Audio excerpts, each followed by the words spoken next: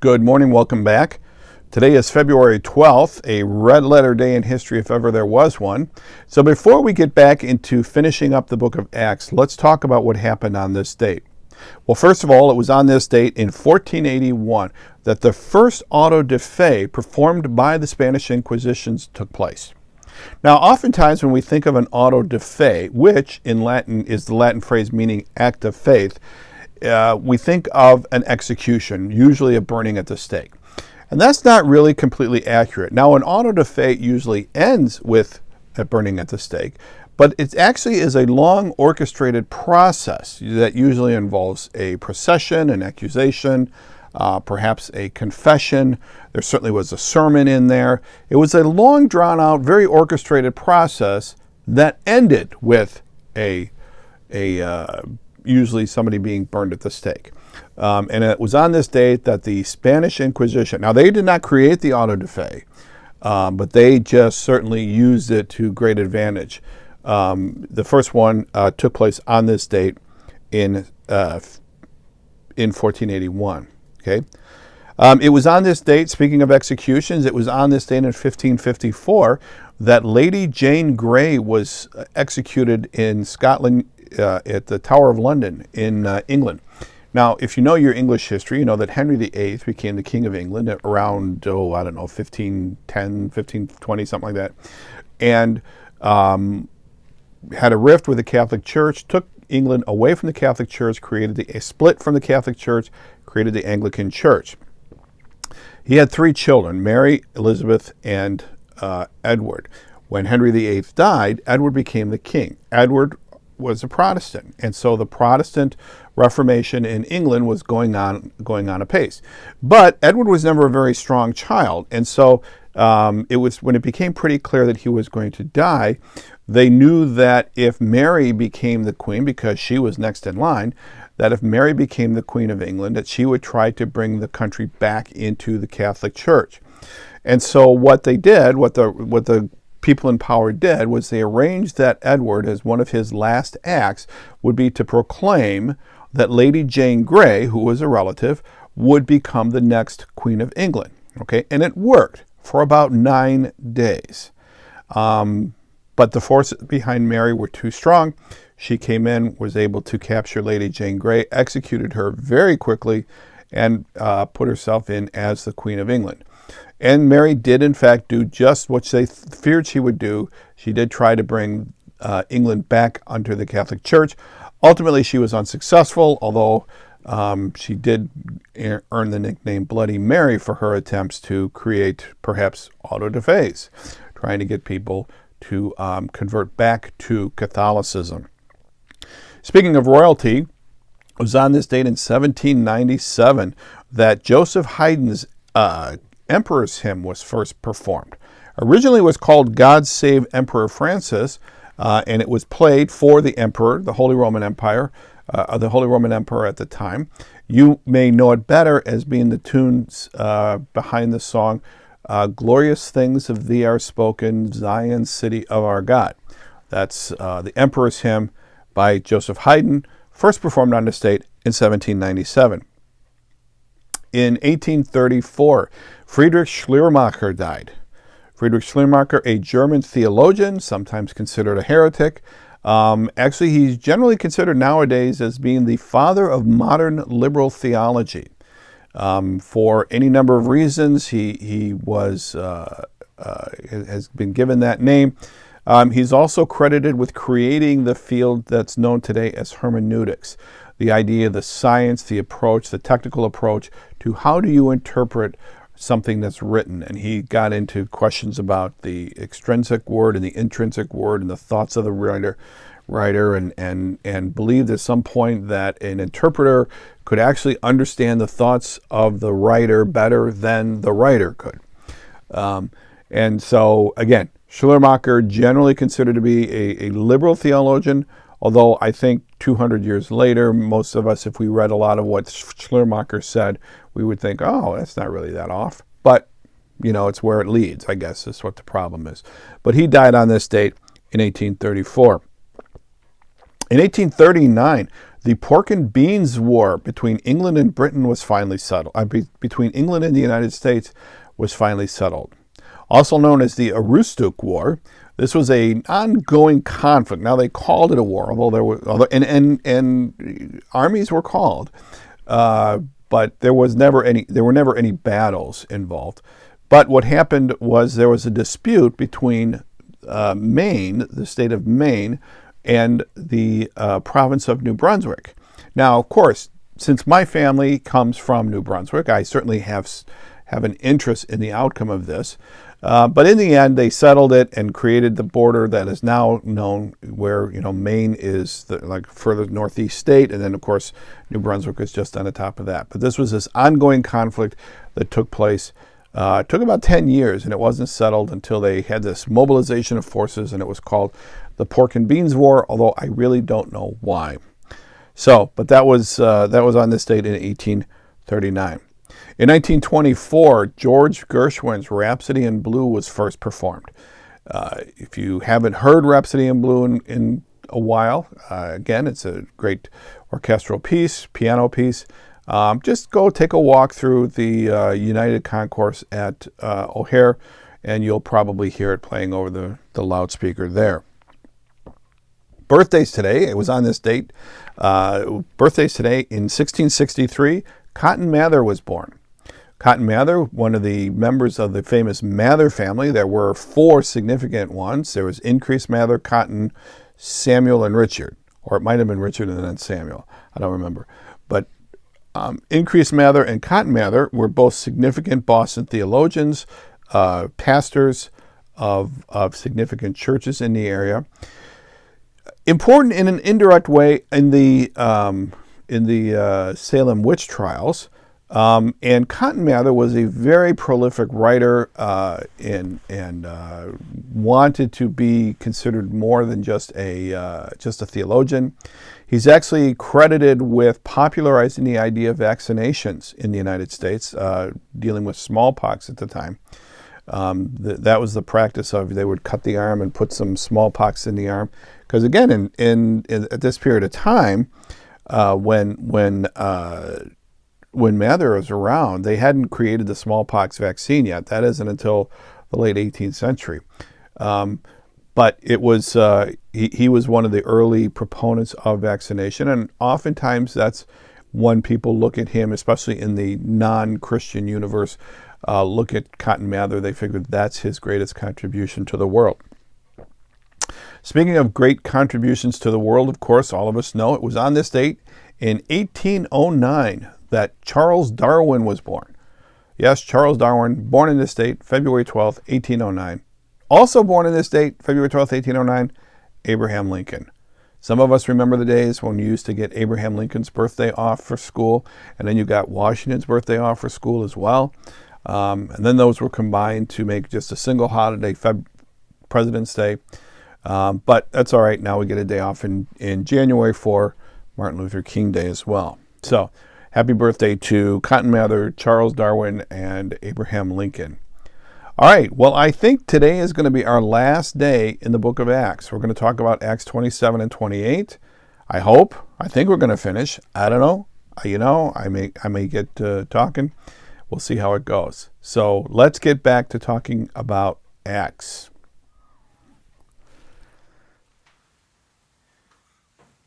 Good morning. Welcome back. We're here today to finish our series on Luke and Acts.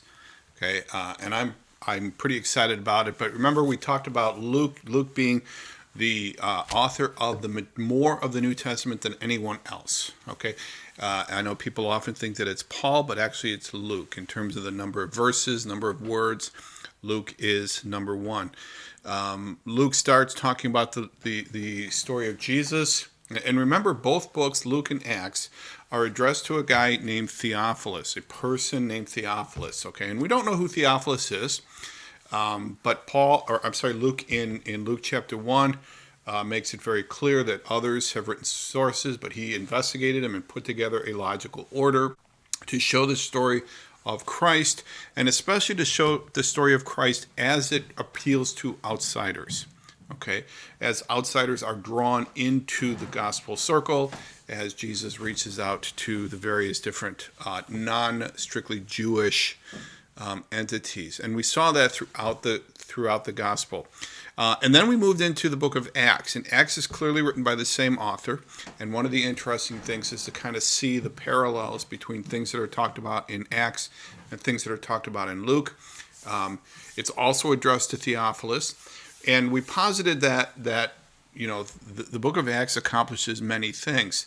One of them is it does tell about, well, what happened after Jesus was resurrected. It kind of gives us an idea of some of the action that was going on. But it really only talks about 3 or 4 main characters at best. There's Peter, there's Paul, there's Stephen, there's Philip. And that's really about it as far as what any of the other apostles are doing. Well, Barnabas is in there for a while, Silas, some of Paul's attendants. But again, there's not a lot of following up on what the rest of the disciples. In fact, the majority of the disciples are never heard from again. Okay, so really, if you look at the book of Acts, you think there's another story here, or maybe it isn't just a continuation of the life of the apostles, and so that the Acts of the Apostles is really not a really good name. It's not a really good name for this book. And we said some look at it and say that it talks about the gospel and how it progresses, how it goes from Jerusalem to Judea to Samaria to the uttermost parts of the earth. And to a certain extent, that's true. And I think another thing, and I think we're going to see this today, is that it just simply shows the story of how the gospel gets to Rome. Okay? And I think Theophilus, being a Greek name, and we talked about this all the way back when we talked about Luke chapter 1, that Theophilus might have been somebody in Rome, and I think this is my opinion, that Theophilus is somebody in Rome who has suddenly seen Paul, met Paul, and is like, wow, how did this all come about? And Luke sits down and says, listen, I will write you up a narrative that'll tell you exactly how we got to where we are. And especially when we get to the end of the book of Acts, we'll kind of see that and see why I think that's the case. Okay? So the first half of the book of Acts has multiple different apostles. In Acts chapter 1, you have the disciples meeting and Jesus' ascension. In Acts chapter 2, you have Pentecost, where the Holy Spirit comes down. Acts chapter 3 and 4, you see Peter front and center. Acts chapter 5, you have Ananias and Sapphira.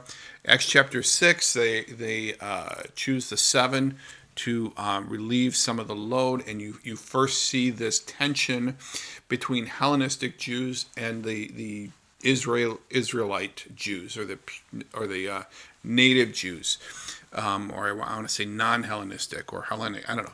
Well, you have the Hellenistic Jews, who are the Jews who did not grow up in and around Jerusalem but are still Jewish, and then the other Jews. Okay, so you start to see that tension, and then of course in Acts chapter 7, Stephen is stoned. We're introduced to Saul. In Acts chapter 10, Peter ends up going to Cornelius' house, and you see I forgot one. In Acts chapter 9, you have Paul going to Damascus, where he is converted, and then we leave Paul in Damascus, and then he ends up in Tarsus. But then in Acts chapter 10, Peter goes to Cornelius, and we see the gospel moving into the Gentile world with Acts chapter 10. Acts chapter 13 and 14, we have Barnabas and Paul's missionary journey. In Acts chapter 15, we see that great meeting in Jerusalem where they discuss how is it that the Gentiles are going to be grafted into this thing that becomes known as the Way. Okay, and we see there that the leaders of the Jerusalem church say, no, we don't. Gentiles are not subject to the law. They don't have to follow the law. Although it's still kind of expected, and I think the Apostle Paul does through his entire life, it's still kind of expected that if you're Jewish, you're going to remain an observant Jew, okay? And it isn't until much later that Paul starts really dealing with that in some of his epistles, that question. Although I think to his last day, I think Paul was an observant Jew in the very classic Orthodox conservative sense. After Acts chapter 15, Paul takes center stage. You have his second and third missionary journey. He goes with Silas. He goes to Philippi. He goes to Lystra. He goes all over the place. He goes to Mars Hill. He goes to Antioch. Back to Antioch. He goes to Ephesus, where there's the big riot. And then ultimately he meets Agrippa or Priscilla, Priscilla and Aquila, who come from Rome. And there we think that's where Paul gets the idea to go to Rome. And then he's in Corinth, and then he's kind of going back and forth with a guy named Apollos, and you see the gospel developing, going out into the Gentile world, first through the disciples, the 12 disciples, the apostles, through Paul, and then through other believers, okay? Towards the end of, or around Acts 20 or so, Paul decides to go back to Jerusalem. People are telling him, don't go. Paul decides that, and I think that Paul decides that the only way he's going to get safely to Rome because it is under Roman guard. And so he goes back to Jerusalem, and he's arrested, and he's tried before Festus, he's tried before Felix, he's tried before Agrippa. These three that are kind of hearing his case in either Jerusalem or in Antioch, and they realize that, there's nothing here, but Paul, they want him to go back to Jerusalem. Go back to Jerusalem and talk about it in front of the Sanhedrin. And if you remember the last time, I think it's in Acts 23, when Paul meets with the Sanhedrin, there's a riot, and the Roman commander, Claudius Lysias, thinks that they're going to tear him apart. And so Paul says, no, I'm going to go to Rome. I appeal to Caesar. So it's finally decided at the end of chapter 26 that Paul is going to go to Rome. Okay, and so that's where we pick up our story today in Acts chapter 27, beginning with verse 1. When it was decided that we would sail for Italy, Paul and some other prisoners were handed over to a centurion named Julius, who belonged to the imperial regiment. Okay, again, these regiments were named. This is a different one than the Italian regiment that I think it was Cornelius was a part of. But be that as it may, Paul is, they're going to go to Jerusalem. And it's interesting here, a couple of things. First of all, Luke is along for the ride. Okay, Luke is there. So we would sail for Italy. Okay, so Luke is there. Okay, and in fact, several others. We boarded a ship from Adramyttium, about to sail for ports along the coast of the province of Asia, and we put out to sea. Aristarchus, a Macedonian from Thessalonica, was with us. Now, you may remember the name Aristarchus because he was one of the two that were pulled into the center of that riot in Acts chapter 19 or 20. The great is Artemis of the Ephesians. They grabbed Trophimus and Aristarchus, and here he is still hanging with Paul. Okay, and it's interesting that although Paul is the prisoner, he's got brothers and sisters in Christ both accompanying him and meeting him along the way. Okay, and as we go into 27 and 28, some have talked about this and said, well, this is actually Paul's fourth missionary journey, and you could, if you want to call it that, that's great, because he does go and do go and stop at several different places. Okay. Now, Paul's chapter 27 and 28 is mostly narrative. There's a couple of interesting things about it, but it basically just tells the story of getting from Jerusalem, or getting from Antioch, I should say, to Rome, okay, and the kind of the events that took place along the way, all right? And it's interesting here, notice that, again, we meet Julius, this Roman centurion, and what's interesting here, for all the bad things you hear about Rome and how bad the Romans were, something like that, the Romans have always been very kind to Paul, especially once they realize that he's a Roman citizen. Okay, Claudius Lysias was very protective of Paul. We're going to see that Julius here is going to be very helpful for Paul as well. Okay, and so he's got these brothers. So he's on this boat. Now there's a lot of people on this boat. We're going to find out later. There's about 276 people on this boat. And as far as we know, only 3 of them are believers. 3 of them are followers of the way: Aristarchus, Luke, and Paul. Okay, the rest of them are Gentiles. Okay, so this is Paul in an almost exclusively Gentile environment, and let's see how it goes for him. Okay, so I'm not going to spend a lot of time on the details as far as where they went and all of that. Again, I'm going to try and post a map here that'll kind of fill in the blanks. But if you check it on your Bible, basically they kind of go along the north part of the Mediterranean Sea and ultimately end up at the southern tip of Italy is essentially how it goes. So they got in a boat and set sail for ports along the coast of the province of Asia, and we put out to sea. Verse 3, the next day we landed at Sidon. Okay, so Tyre and Sidon are these two countries that are on the Mediterranean coast. Jesus prays over them, Tyre and Sidon, if you had seen what I'd seen, etc., etc. But it says, the next day we landed at Sidon, and Julius, in kindness to Paul, allowed him to go to his friends so that they might provide his needs. So again, Paul is not only accompanied by friends, by brothers, that as he stops anywhere, he meets up with other believers who are willing to help him. And this is kind of an interesting picture of the church, that here, we talk about Acts 2 as being the start of the church, perhaps. We'll talk about that in a minute when we get to the end. And here, wherever he meets the church. He meets people that are willing to assist this guy who's a prisoner, who might possibly be a Roman criminal, who might possibly be executed, and yet there are believers that are willing to associate with him and help him out along his way. And then again, Julius, in kindness to Paul, allowed him to go to his friends so that they might provide for his needs. Now, granted, there may be a little bit of self-service in this, because again, Julius is responsible for Paul. So if Paul doesn't get his needs met, meaning mostly food and a place to stay, then Julius has to provide it. Okay, and if he knows there are people there and he trusts Paul to come back, or maybe he sends a couple guards with him, maybe the guards, maybe Paul's friends are serving all of them. I don't know, but again, Julius is helpful. He's willing to work with Paul on this trip along. We don't know who these friends are. We just know that there are people who know Paul, Luke, Aristarchus, and are willing to help him along. Okay, verse 4, from there we put out to sea again and passed to the lee of Cyprus because the winds were against us. Okay, now really all that means is that being on the lee side of an island means the island blocks your wind. So if the wind is blowing this way and there's an island right here, then this is the lee side. Okay, so normally they would have gone this way, but the wind was blowing and it would have pushed them into the island. So they went around the lee side, and then the island blocks the wind until they're able to go. So that's really all that means. Normally they would have gone south. This time they went around the south side of the island, but because of the wind, they went around the north side of the island. Okay, but again, this is just Luke, and we've talked about this before. This is just Luke's fascination with travel details. Okay, so when we had sailed across the open sea off the coast of Cilicia and Pamphylia, we landed at Myra in Lycia. There the centurion found an Alexandrian ship sailing for Italy and put us on board.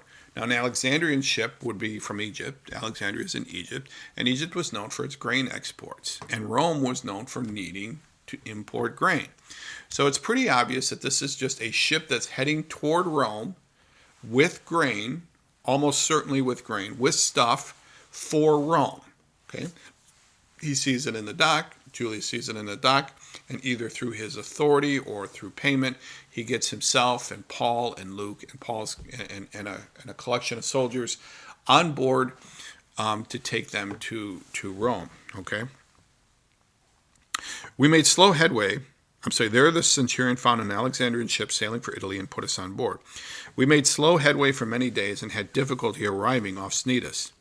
When the wind did not allow us to hold our course, we sailed to the lee of Crete. Again, this is the opposite non-wind side, opposite Salmon. We moved along the coast with difficulty and came to a place called Fair Havens near the town of Lasea. Much time had been lost and sailing had already become dangerous because now it was after the Day of Atonement. Okay, and this is just talking past this, there was like a period of time, whether it was the winter or whatever, that you just did not want to be out on the Mediterranean, and we were getting close to that. Okay, so Paul warned them, men, I can see that our voyage is going to be disastrous and bring great loss to ship and cargo and to our lives also. Now this is an interesting statement. Now Paul, who's the prisoner, who's a tent maker, who's a preacher, who's an evangelist, a former Pharisee, is now going to get up and explain to everyone, hey guys, I can look at the weather. I can, you don't need a weatherman to know which way the wind blows, as it has been said. Okay, Paul says this is not going to end well.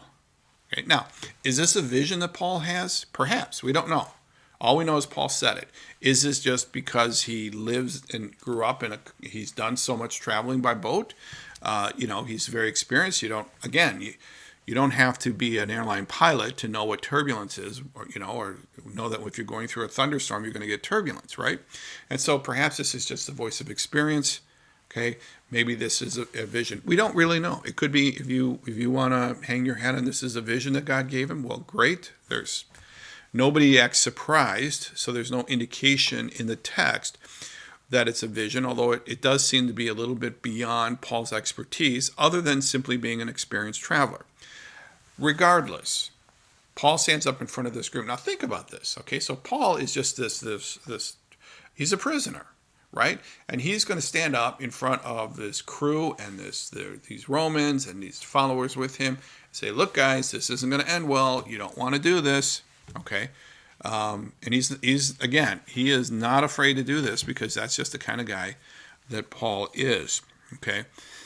But the centurion, instead of listening to what Paul said, followed the advice of the pilot and of the owner of the ship. Okay. Now, again, the centurion is kind to Paul, but that doesn't mean he's going to defer to Paul in all things. Okay. The centurion realizes, okay, I'm on a boat. Over here, I've got a boat captain. I've got a boat owner. Over here, I've got a prisoner. Okay. Now, the prisoner's a great guy. He's got a lot of friends, but this is the boat owner and this is the boat captain. Who are you going to listen to? Okay. So again, if you're looking for advice on flights, and you have the choice between asking somebody who's an experienced traveler and somebody who's an experienced pilot, who are you going to ask? Okay, or whose expertise are you going to weigh? Okay,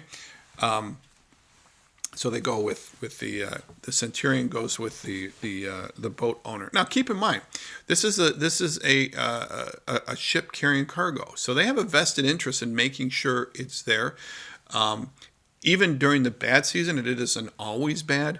So again, there's a motivation here for these guys to run a risk to get their grain to Rome as quickly as possible. Because again, you can't just store it in the boat for weeks and weeks and weeks waiting for the weather to turn. Okay. Since the harbor was unsuitable to winter in, the majority decided that we should sail on, hoping to reach Phoenix and winter there. There was a harbor in Crete facing both southwest and northwest. Now, this is the majority. Like, who's voting?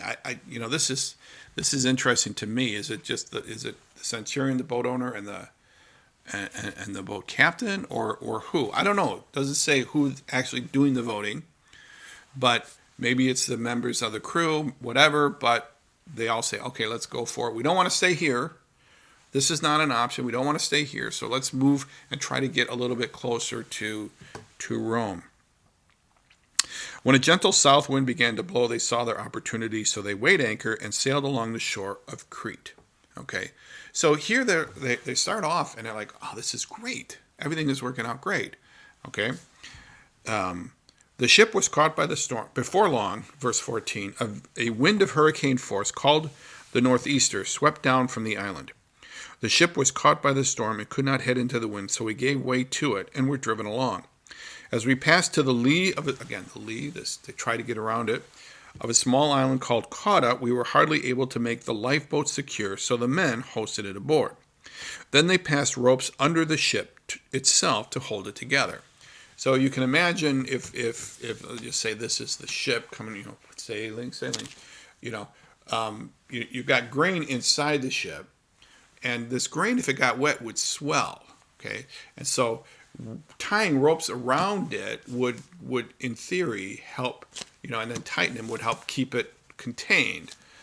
And so that's kind of what they're doing, just to kind of avoid the flexing that would come if they were to be swamped. They passed ropes around the ship itself to hold it together. Okay, so again, notice here in verse 16, it says, as we passed to the lee, we were hardly able to make the lifeboat secure. So there's a lifeboat on this boat. Okay, there's a lifeboat on this ship. Okay, again, the difference between a boat and a ship is that you can put a boat on a ship, but you can't put a ship on a boat. So they put a boat, there's a lifeboat on this particular ship they're on. Okay. Because they were afraid they would run aground in the sandbars of Syrtis, They lowered the sea anchor and let the ship be driven along. Now, this putting the anchors down would help to stabilize the direction of the ship. It wouldn't be bounced quite as much. It wasn't going to keep it still, but the theory was it wouldn't be bounced quite as much. Okay. We took such a violent battering from the storm that the next day they began to throw the cargo overboard. On the third day, they threw the ship's tackle overboard with their own hands. Okay. So again, the cargo. They began to throw the cargo overboard. On the third day, they threw the ship's tackle overboard with their own hands. Okay, so the tackle, the cargo is the monetary stuff that they're there to sell. The tackle is what they need to, like the equipment, the stuff they need to run the boat, kind of thing. Just whatever was heavy, they figure, we're just getting swamped. We just need to get everything off this boat. When neither sun nor stars appeared for many days and the storm continued raging, we finally gave up all hope of being saved. Okay, now interesting. This is Luke talking. We gave up all hope of being saved. Now, I wonder, and this is just a thought that occurs to me, do you wonder if Luke is sitting there thinking to himself, why did I let him go to Rome? Or why did I let him go back to Jerusalem? I told him not to go back to Jerusalem. Now we're going to die here. Okay. Another thing here is when it talks about the word saved here, okay, the meaning is rescued, okay? This is not a soteriological story. This is not a bigger, we're not supposed to look at this story and go, oh, this is a picture of how God saves everyone, okay? Don't go there, okay? This is a narrative. It's just telling a story, all right? So basically you got it. You got these guys on this boat. This boat is bouncing around and they've thrown everything off. And a lull in the time, here comes Paul again. After they had gone a long time without food, Paul stood up before them and said, men, you should have taken my advice not to sail from Crete. Okay? Paul, I love you, man, but this is probably not the time you want to be saying that kind of stuff. Okay? But nevertheless, that's just the kind of guy Paul is. All right? He stood up in front of the group and said, you shouldn't make this trip. This is not a good idea. And they made the trip anyway, and Paul couldn't resist standing up and saying, listen, guys, I told you this was going to happen. Okay? Then you would have spared yourself this damage and loss. Had you listened to me then. But, it says, verse 22, but now I urge you to keep up your courage because not one of you will be lost. Only the ship will be destroyed.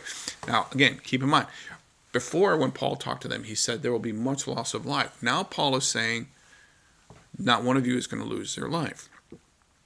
Last night, verse 23, an angel of God to whom I belong and whom I serve stood beside me and said, do not be afraid, Paul. You must stand trial before Caesar, and God has graciously given you the lives of all who sail with you. So keep up your courage, men, for I have faith in God. Well, that ends with and God has graciously given you the lives of all who sail with you. Now, what that suggests, and this is just speculation, is that you think to yourself, well, what has Paul been doing during these days? Okay, has he been up there heaving cargo overboard? Kind of suggests that Paul has been praying, at least for the lives of these Gentiles. Okay, again, I can't prove it. It's kind of speculation, except for the fact that it says that this angel comes down and says, God has given you these lives. Okay, that suggests to me that Paul has been praying for these guys. Okay, but it also tells Paul that, hey, you're going to make it to Rome. Okay, so maybe no one else is going to believe you, but I'm telling you, you're going to make it to Rome. Okay, so keep up your courage, men, for I have faith in God that it will happen just as he told me, and that is that you're going to all be saved. But again, nevertheless, we must run aground on some island. Okay, so they're trying to not run aground there, trying to wait out this storm. Paul's like, no, that's not going to happen. We're giving up the ship, but people are going to be saved. Okay. On the 14th night, we were still being driven across the Adriatic Sea when about midnight the sailors sensed they were approaching land. They took soundings and found that the water was 120 feet deep. Now, the soundings is just what they call the measuring the depth. And usually it was just done through a rope with like knots every, 5 feet or 10 meters or whatever the unit of distance was. Okay. You all know the story. That's how Mark Twain got his nickname, from being on the Mississippi. Mark 1, Mark Twain, each one indicated a depth. And so that's really what they're doing. They're just measuring the depth. Okay. So they took soundings and found that the water was 120 feet deep. A short time later, they took soundings again and found it was 90 feet deep. Okay, so again, they're getting they're approaching shore. Okay, fearing they would be dashed against the rocks, they dropped 4 anchors from the stern and prayed for daylight. In an attempt to escape from the ship, the sailors let the lifeboat down. Okay, now these are the ones that go with the ship, not the soldiers, not the capitalists, the mercantile merchants, okay, not the Romans, not the company of Paul. These are the ones that go with the ship. They're like, listen, I am getting off of the ship, okay? The sailors let the lifeboat down into the sea, pretending they were going to lower some anchors from the bow. Then Paul said to the centurion and the soldiers, unless these men stay with the ship, you cannot be saved. Okay, now the way that's phrased, and I don't know the exact Greek here to say, but it's like, everybody, if they don't stay on the ship, you're not gonna make it. Talking to the Romans, and so now it's in the Romans' best interest to make sure that that boat gets back up on the ship. Okay, and then pretending they were going to lower some anchors from the bow. So the soldiers cut the ropes that held the lifeboat and let it drift away. Okay, so the soldiers stepped in on the sailors, and again, I think this is where the ongoing rivalry between the Army and the Navy might have started. The soldiers said, "Oh no, you're not risking me." They cut, and off goes the lifeboat. Okay. Just before dawn, Paul urged them all to eat. For the past 14 days, he said, you have been in constant suspense and have gone without food. You haven't eaten anything. Now I urge you to take some food. You need it to survive. Not one of you will lose a single hair from his head. Because again, we know that the lifeboats aren't going to go off. They're not going to get off in the lifeboat because the lifeboat has drifted off. Okay. After he said this, he took some bread and gave thanks to God in front of them all. Then he broke it and began to eat. Now this is just a meal. Okay, now again, there are some people that have looked at this story and made it a big soteriological event. Okay, this is a big picture of God, rescuing his people. Okay, these are not his people. They're mostly Gentiles, Romans, sailors, and this is Paul just, he's thanking the Lord, he's blessing the food, and then they're eating. It's just a meal, okay, such as a meal as you can have on a boat that's going, back and forth like this, okay. Altogether, they were all encouraged and ate some food themselves. After they were 276, altogether there were 276 of us on board. When they had eaten as much as they wanted, they lightened the ship by throwing the grain into the sea. And I think this was their main cargo. Okay, so when they said earlier that the cargo, this is any other equipment or any other products that they were bringing, but I think grain is probably the main one, given coming from Alexandria going to Rome. Okay, that's almost certainly a grain export ship. Okay, but they threw it in the sea because they realized, okay, this ship is going down, and maybe if we get a little height, we can skate across the water. When daylight came, they did not recognize the land, but they saw a bay with a sandy beach where they decided to run the ship aground if they could. Again, going along with what Paul had told them to do. Cutting loose the anchors, they left them in the sea and at the same time untied the ropes that held the rudders. Then they hoisted the foresail to the wind and made for the beach. Okay, so again, wind is coming at them, blowing toward the island. They cut the anchors, they throw up the sail, hoping that it's going to just drive them onto the beach. Okay, well, it doesn't work because the ship struck a sandbar and ran aground. The bow stuck fast and would not move, and the stern was broken to pieces by the pounding of the surf. Now, you know what would be really nice to have right now? A lifeboat. Yes, it would be really nice to have a lifeboat at this point, but they don't have a lifeboat because they've gotten rid of it. Okay? Just a thought. Now here, verse 42, this is interesting. So now they realize the ship is in fact crashing. They are going to jump off the ship. Okay? They are going to all swim for the shore. They're somehow, in whatever way they can, they're going to go for the shore. The soldiers realize this is a bad scene. Okay. But the ship struck a sandbar. The soldiers planned on killing the prisoners to prevent any of them from swimming away and escaping. Okay. Now, why on earth would they do this? Because remember what happened? I think it's I forget which chapter it is. But when Peter escaped from jail, the 16 soldiers that were going to kill, that were supposed to protect him or guard him, Herod killed him, remember? So it's like they really did not take kindly to prisoners escaping. And so they figured it would be better for us to just kill them now. Even though these prisoners might be innocent, maybe they're going to trial like Paul, it would be better to kill them now than to explain to somebody why they escaped. But the centurion wanted to spare Paul's life and kept them from carrying out their plan.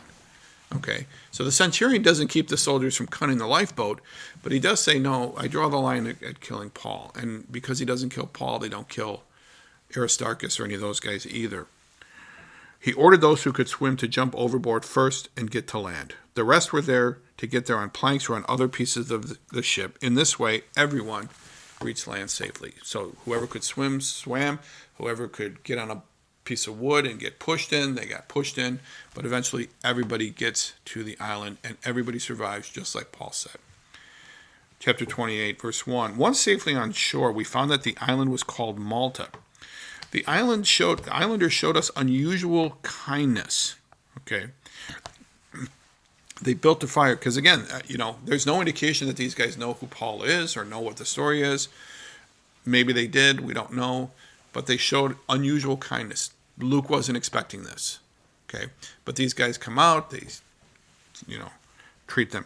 They built a fire and welcomed all of us because it was raining and cold. Paul gathered a pile of brushwood, and as he put it on the fire, a viper, driven out by the heat, fastened itself on his hand. When the islanders saw the snake hanging from his hand, they said to each other, "This man must be a murderer, for though he escaped from the sea, the goddess Justice has not allowed him to live." But Paul shook the snake off into the fire and suffered no ill effects. The people expected him to swell up or suddenly fall dead, but after waiting a long time and seeing nothing unusual happen to him, they changed their mind and said he was a god. Okay, now again, these are not believers that are looking at him. And some have looked at this story and said, well, it wasn't a poisonous snake. Okay, and there isn't really a miracle here. I think they would be incorrect. I think there clearly is a miracle here in that, look at the reaction of the crowd. So they see a snake jumped out of the water and grabbed a hold of Paul's hand. Okay, so now there's a snake hanging on Paul's hand. They can see the snake. They live on this island. They know which snakes are deadly and which ones aren't. And they're sitting there waiting for Paul to die. And Paul doesn't die. And that amazes them. We saw the snake. We saw the bite. He should have died. Okay, why doesn't he die? It's a miracle. Okay, so Paul is rescued because God said, you're going to go to Rome. But that leads into verse 7. There was an estate nearby that belonged to Publius, the chief official of the island. He welcomed us to his home and showed us generous hospitality for 3 days.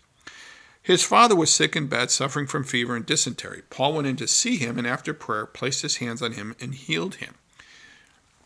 Verse 9. When this had happened, the rest of the sick on the island came in and were cured. They honored us in many ways, and when we were ready to sail, they furnished us with the supplies we needed. Okay. Now, it's interesting. First of all, this is very similar to Jesus in Capernaum in Luke chapter 4, when he goes to Peter's, in Capernaum, and he heals Peter's mother-in-law. That once she's healed, suddenly everyone in the village comes to be healed. Same thing happens here with Paul. Okay, so again, you have this Christ-like mirror thing going here. Okay, and of course Paul is able to heal, through the power of the Spirit, is able to heal the people on the island. Okay, also interestingly enough, this is the only time in Acts where you see the practice of praying and laying on of hands. So again, one of the things you notice as you go through the Luke and Acts and all the other Gospels is that Jesus rarely ever heals somebody the same way twice. And of course, part of the reason for that, I believe, is that if Jesus did heal somebody the same way twice or 3 times or whatever, then we would assume that that's what you have to do. So if Jesus always grabs his left arm with his right hand and put his hand out like that, then we would know that that's what you have to do rather than be Jesus. Okay? But this is the only time you hear about praying, the actual act of praying and laying on of hands in the book of Acts. Okay. They honored us in many ways, and when we were ready to sail, they furnished us with the supplies we needed. After 3 months, so they're on this island for 3 months. After 3 months, we put out to sea in a ship that had wintered on the island. It was an Alexandrian ship, again, another Egyptian ship. with the figurehead of the twin gods of Castor and Pollux. Okay, now Castor and Pollux. Now, what's interesting here is that Castor and Pollux are Greek gods. They're the twin sons of Zeus, and they are supposed to protect sailors. Okay, now you can understand why when these sailors all got back on a boat with Paul, they said, we better have whatever protection we can have. Not that, they survived the last time, but still. And when we say it's an Alexandrian ship, I think that's just it's Alexandrian by origin, that it comes from Alexandria and it's going to Rome, because an Egyptian ship would hardly put Greek gods on it. Okay, so it's probably a Greek-owned, Greek-made ship that went to Alexandria. It was coming from Alexandria, going to Rome. The next day, the south wind came up, and on the following day, we reached Puteoli. There, we found some brothers and sisters who invited us to spend a week with them, and so we came to Rome. The brothers and sisters there had heard that we were coming, and they traveled as far as the Forum of Appius and the Three Taverns to meet us. Okay, now these are two different places. One of them is about 65 miles. No, one of them is like 43 miles away from Rome. The other one is 25 miles away from Rome. These are two different locations, which suggests there's two different groups, so that wherever Paul stops, there's a group of believers that want to meet him, that know he's coming. Okay. At the sight of these people, Paul thanked God and was encouraged. Okay, when we got to Rome, Paul was allowed to live by himself with a soldier to guard him, and so now Paul has made it to Rome. Okay, now the next couple of verses, we just have the last scene here, and I'll get through this real quick. 3 days later, he called the local Jewish leaders. When they had assembled, Paul said to them, again, what does Paul normally do when he goes into a strange land? He goes to the synagogue. Well, here he's not at liberty to do that, so he calls the Jewish leaders to him. Okay, and now he wants to speak to the Jewish leaders because he first always presents himself to the Jews. Okay, and this is Paul presenting himself to the Jews, and you can see his discussion is very similar to his Jewish argument about the Moses and Abraham and all of that. Okay. When they had assembled, Paul said to them, "My brothers, although I have done nothing against our people or against the custom of our ancestors," again, Paul is an observant Jew, "I was arrested in Jerusalem and handed over to the Romans. They examined me and wanted to release me because I was not guilty of any crime deserving death. The Jews objected," which is true, "so I was compelled to make an appeal to Caesar. I certainly did not intend to bring any charge against my own people. For this reason, I have asked you to see you and talk with you. It is because of the hope of Israel that I am bound with this chain." Okay, so he wants these Jewish leaders to know that, listen, we are really on the same team, and that's why I'm here. I'm fighting for you in this. Okay. Now here in verse 21, this is kind of an interesting phrase. He says, "They replied, 'We have not received any letters from Judea concerning you, and none of our people who have come from there has reported or said anything bad about you.'" Again, these are Jews. These are not believers. These are Jews. Okay? These are not followers of the way, I should say. These are Jewish followers of Judaism.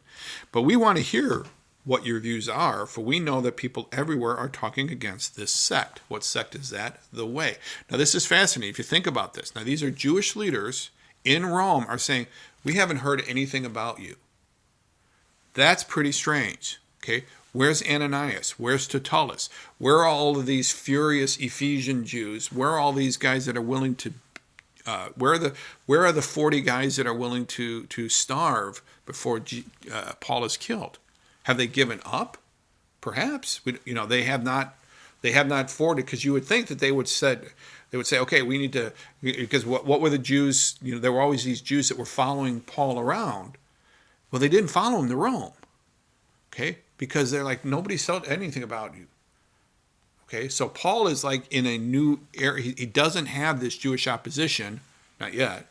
Okay, that and build up that he had in Ephesus or Lystra or Jerusalem, okay, or Damascus or any of these towns. Okay,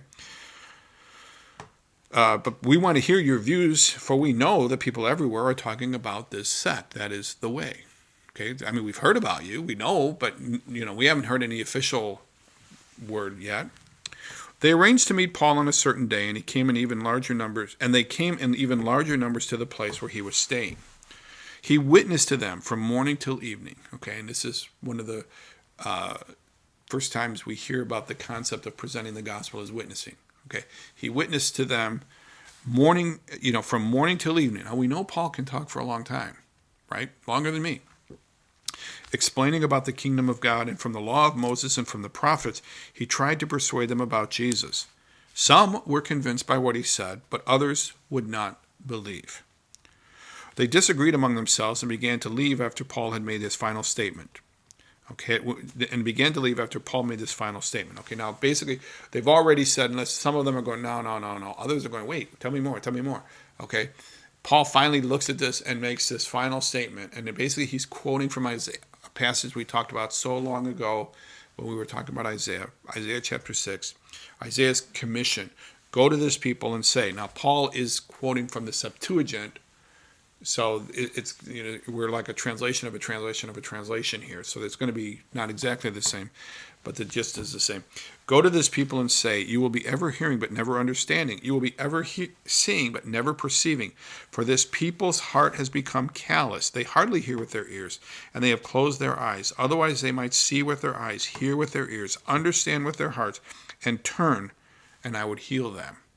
So Isaiah is given the challenge by God to say, go to these people. And God says, by the way, I want you to go, but they're just not going to listen to you.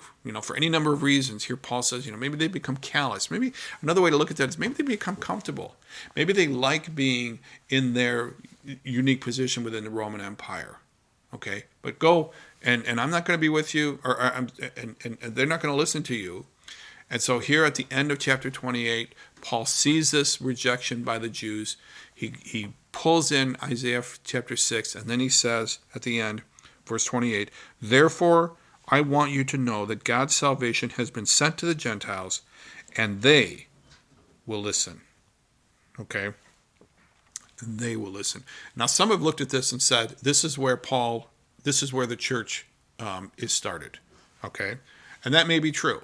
Okay, well, I don't really think so, but he's saying, look, this is where the church is starting. Okay, but be that as it may, then it says there's a text note here that in some of the older manuscripts it says some manuscripts include here after he had said this, the Jews left, arguing vigorously among themselves. And then the final statement in the book of Acts is this. For 2 whole years, Paul stayed there in his own rented house and welcomed all who came to see him. He proclaimed the kingdom of God and taught about the Lord Jesus Christ with all boldness and without hindrance. Okay? And that's it. Paul stays in Rome for 2 years, and that's the end of the book. Now this, in and of itself, is a little bit problematic. People look at this and go, wait a minute, is that it? That it just ends? Now, Luke ends, has a much nicer ending. Paul's book just kind of ends. Okay? Now, the suggestion now is pretty clear. It doesn't take I don't think it's speculating too wildly to think Paul is still alive when this is being written, because Luke wouldn't be much of a historian, much of a writer if Paul had died.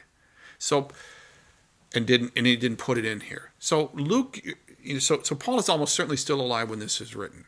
Okay? So we don't really know. Why isn't there any more written? Now, some have argued that maybe Luke was going to write another book. We don't know that. But what happens to Paul? Well, perhaps because, again, remember, nobody has written to them. Maybe he's there for 2 years, and they figure, you know what? These Jews are never going to come through with a court case, so let's let him go.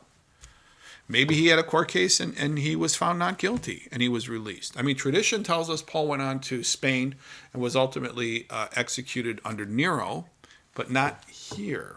Okay? But why this abrupt ending? Well, I think perhaps the abrupt ending is just because the book isn't about Paul. The book is about the gospel. The book is about the spread of the gospel, and it shows how the gospel is developed through the life of Jesus. Luke's writing tells us how the gospel is spread through the life of Jesus, how it reaches to the outsiders, how it reached to the ultimate outsiders by going to the center of the world, the non-Christian world at the time, the non-believing world at the time, and that is into Rome. Okay? And so it ends with the gospel in Rome. And that's it. and we're done. Okay. Well, I'd like to talk more about this, but I'm not going to. I'm going to call it there. And thank you all very much for being with me, for being a part of this study, this series. If you have any questions, by all means, you can still continue to ask me. You can go back and watch any of the old episodes if you want. I'm going to be doing a study on Ecclesiastes next. I'm going to do it a little different. I'll post up what in Facebook how I'm going to do that. And there almost certainly won't be a video next week, but I'll let you know how that's all going to come together. So once again, thank you very much for your time. And any questions, by all means, let me know. Bye now.